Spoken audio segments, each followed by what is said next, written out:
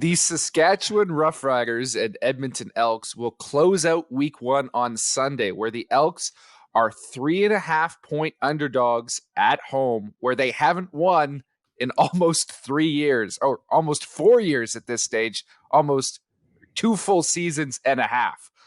Both teams missed the postseason a year ago and are under pressure from their respective fan bases to improve in 2023. Who are you taking, Dunk, and why?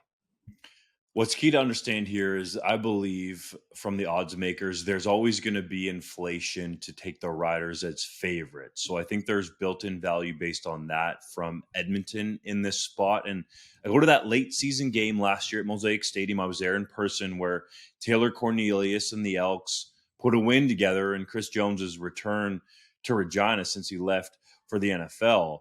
And I like Edmonton at home getting points. Chris Jones and his team have heard about this long losing streak. It's like the longest in the history of time, essentially, at this point.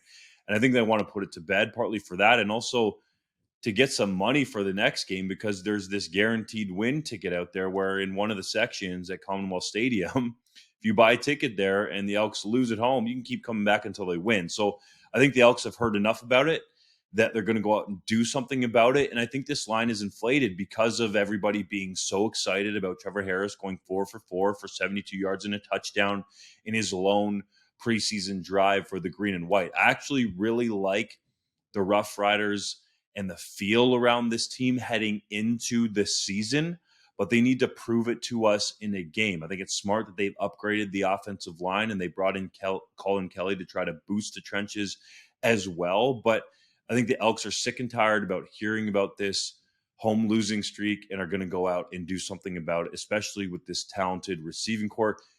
Taylor Cornelius, the corn dog, just needs to put it in the radius of Geno Lewis for that dude to come down and get it. Same with Stephen Dunbar. Dylan Mitchell, I think, could be a rising star and take another step this year. And Kevin Brown might be one of the most underrated backs in the league. A solid offensive line. They have Jake Serezna on defense, a couple veterans in the secondary there. I think one guy that's gone under the radar is Luchez Purefoy. This guy just makes plays wherever he goes. So I like the Elks in this game, especially as underdogs. I also like that line, Dunk. And I think that the key here is that 3.5, right? The Elks only have to keep the game. They don't have to win. They just have to keep the game within a field goal for that bet to hit. And I think that they can certainly do that. I also think they can win. I agree that they're tired of hearing about this losing streak.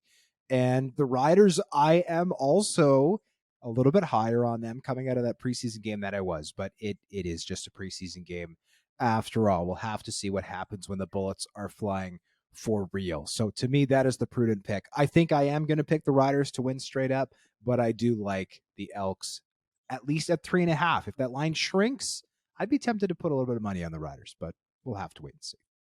Okay, let me paint a mental picture for you guys. Trevor Harris looks as advertised as quarterback for the Saskatchewan Roughriders, but Taylor Cornelius goes out there and looks much improved because his receiving core is catching everything out there. Both teams look like improved units. It comes down to the final minutes. Edmonton is trailing by 1 point. Cornelius puts together a drive, throws it up. Eugene Lewis catches it, puts them in field goal range with no time remaining. Out trots 36-year-old British soccer player Dean Faithful for a 45-yard field goal, but he can only hit it from 30, so they lose the game. So I've got Edmonton covering, but losing this game because I don't trust their special teams unit right now, because I don't trust their kicker, and I think that's how close the margins are in this particular matchup.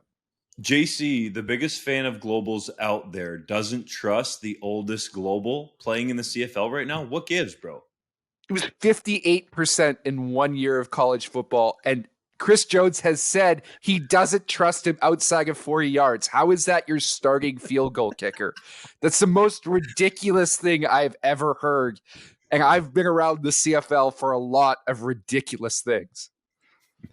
Well, I'll give you that, but also we have to remember you're drinking out of that Believe mug, and the guy's name is literally Faithful. Those two words mean the same thing. So let's have a little bit of belief, but I also, I think your concern is pretty well on point.